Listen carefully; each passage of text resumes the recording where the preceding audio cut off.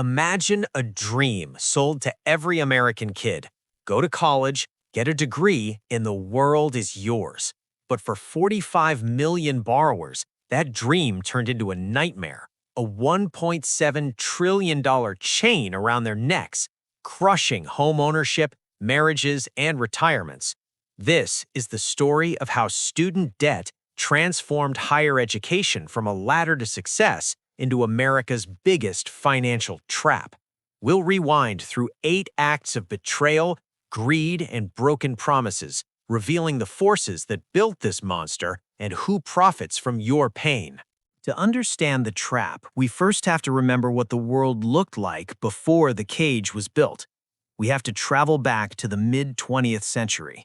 In the 1940s and 1950s, the social contract regarding higher education was entirely different.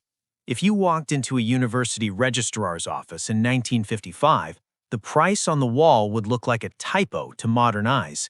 In the post-war boom, college was affordable.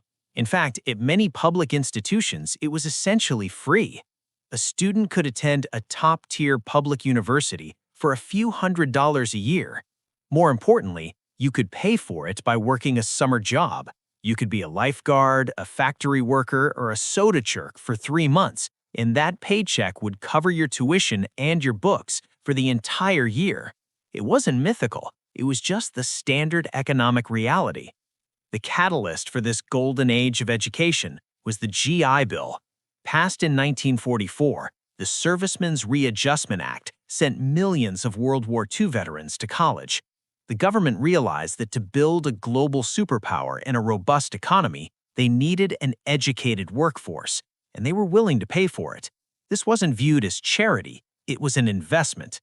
The taxpayers footed the bill because they knew that an educated engineer or a teacher would eventually pay that back many times over through a stronger economy and higher tax revenues. During this era, states funded universities heavily. Taxpayers understood that public colleges were a public good, like a library or a park. The cost was shared by everyone because the benefit was shared by everyone. But as the 1960s drew to a close, the winds began to shift. The political landscape was changing, and the relationship between the government and the student was about to undergo a radical transformation. The year 1965 was a pivotal turning point. President Lyndon B. Johnson, fighting his war on poverty, signed the Higher Education Act. The goal was noble: to open the doors of college to the working class and the poor who couldn't afford the upfront costs. The government created the Guaranteed Student Loan Program, known as the GSL. At first glance, this seemed like a victory for access, but there was a catch buried in the legislation. The government didn't lend the money directly to the students. Instead, they acted as a guarantor. They incentivized private banks to lend to students. The deal was simple. A bank would lend money to a young person with no credit history and no collateral, and if that student defaulted, the federal government would step in and pay the bank back. This was the moment the financial sector entered the classroom. By removing the risk for the banks, the government inadvertently unleashed a new industry. Banks realized they could issue these loans without fear of losing money. It was risk-free profit, backed by the full faith and credit of the United States Treasury. Throughout the 1970s, this system hummed along. However, the economic turbulence of the decade, stagflation, and oil crises began to squeeze family budgets. The gap between what financial aid covered and what college actually cost began to widen. Slowly, the pay-as-you-go model of the 1950s died. Students began to rely not just on grants, but on loans. And once the banks realized that the government would ensure they got paid, the incentives for universities to keep prices low began to erode. They realized students had access to this new source of magic money, and the temptation to raise prices began to take root. If there is a single decade that planted the seeds of the modern crisis, it is the 1980s. Under the Reagan administration, the philosophy of the federal government shifted dramatically. The view of higher education transitioned from being a public good to a private benefit. The argument was that since the individual student gets the higher salary from the degree, the individual student should pay for it. Consequently, the federal government began slashing direct aid to public universities. State funding for higher education plummeted. When the tax money stopped flowing in, university administrators had to find a way to balance the books. They did what any business would do. They raised the price of the product. Tuition began to climb, far outpacing the rate of inflation. This phenomenon gave rise to the Bennett hypothesis, named after Education Secretary William Bennett. The theory stated that increases in federal financial aid enable colleges to raise tuition artificially. It was a simple case of supply and demand. If the government gives students $5,000 to pay for school, the college raises tuition by $5,000 to capture that aid. It became a cycle. The government offered more loans to help students pay for rising tuition, and colleges raised tuition because the students had more loans. While tuition was skyrocketing, the laws protecting borrowers were being dismantled. In 1976, Congress amended the Higher Education Act to strip student loans of standard consumer protections. Previously, if you couldn't pay your debts, you could declare bankruptcy, discharge the debt, and get a fresh start. But lawmakers argued that students were abusing the system, graduating and immediately declaring bankruptcy to wipe out their loans before they got high-paying jobs. So, they built a cage.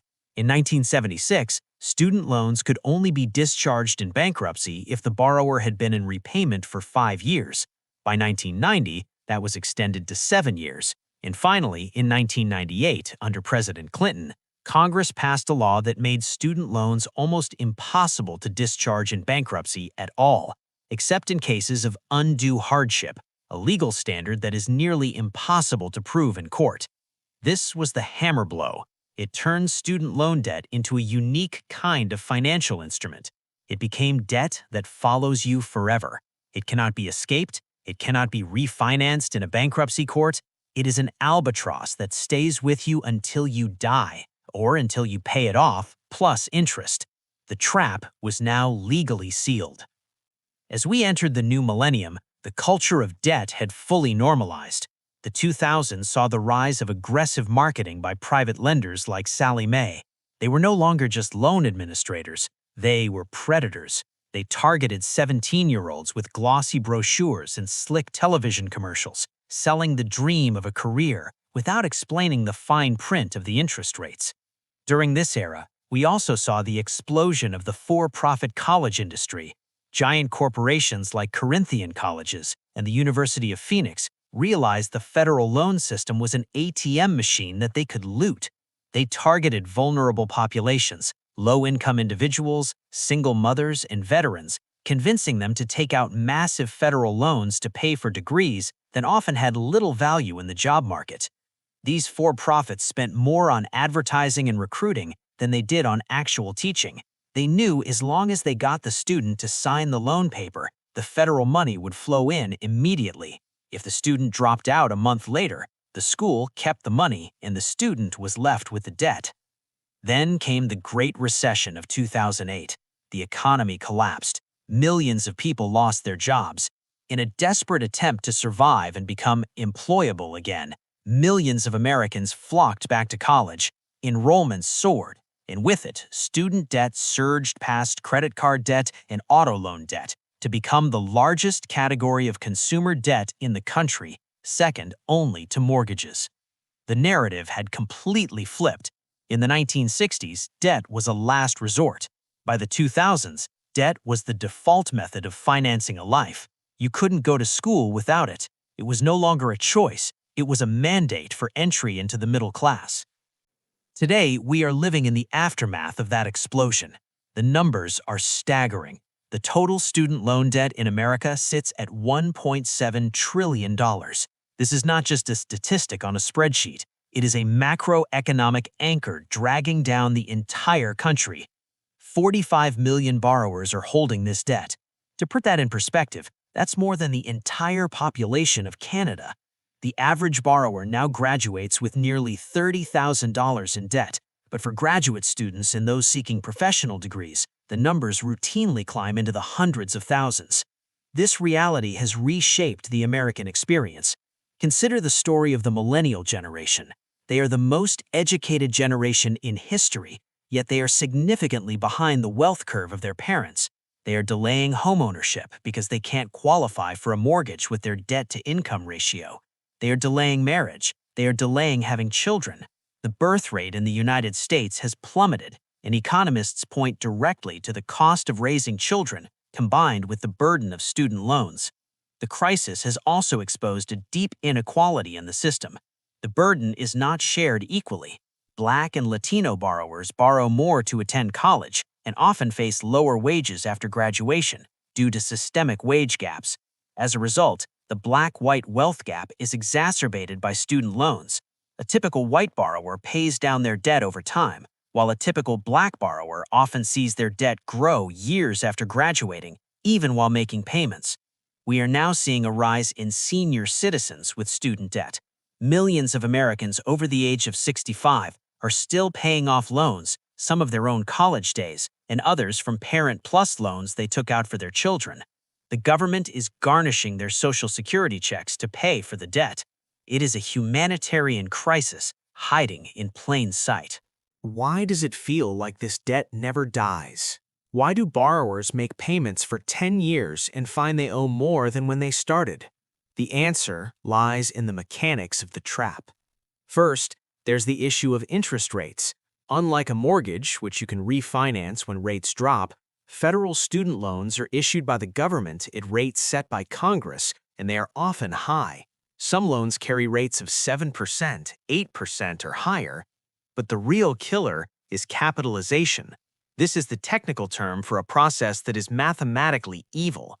If a borrower cannot afford their full monthly payment, which happens often, they might enter a forbearance or a deferment program. The government allows them to pause payments. However, the interest does not stop, it keeps ticking. In many cases, that unpaid interest is added to the principal balance. Suddenly, you're paying interest on top of interest.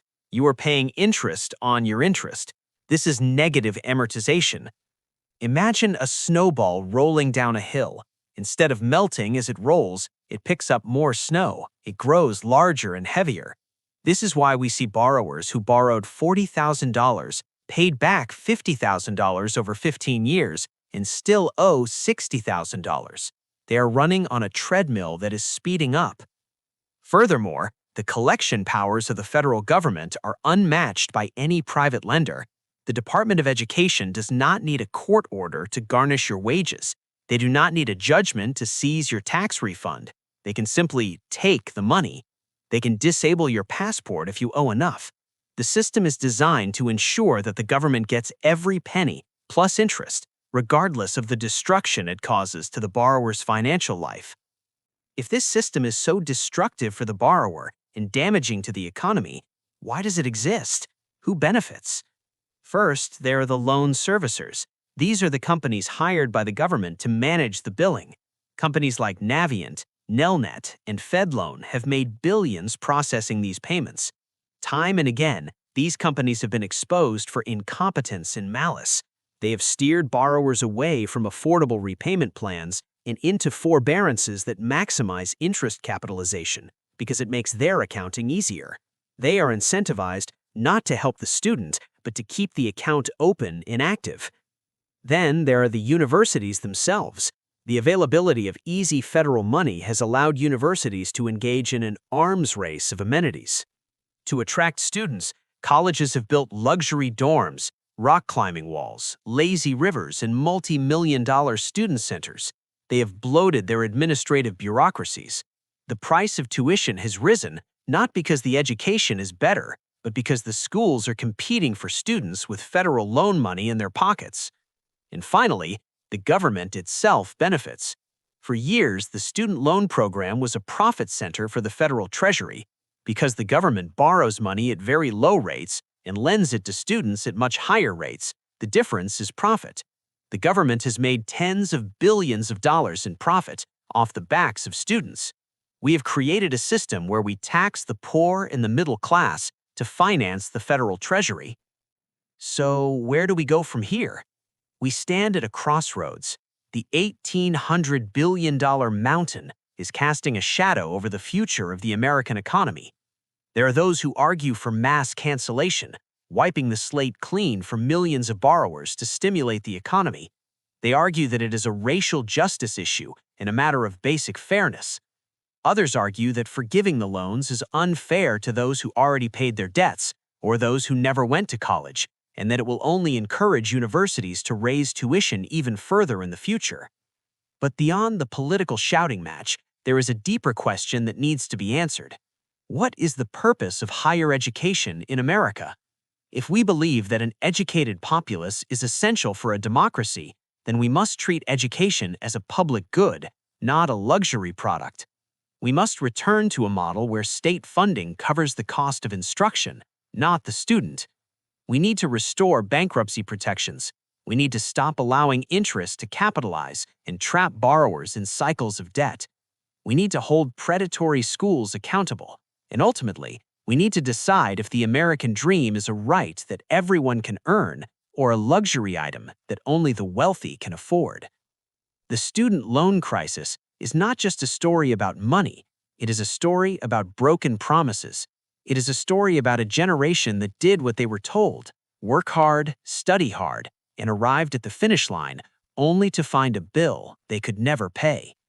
Until we address the fundamental structure of the trap, the debt will continue to grow, crushing the potential of millions of Americans and threatening the very economic future of the nation.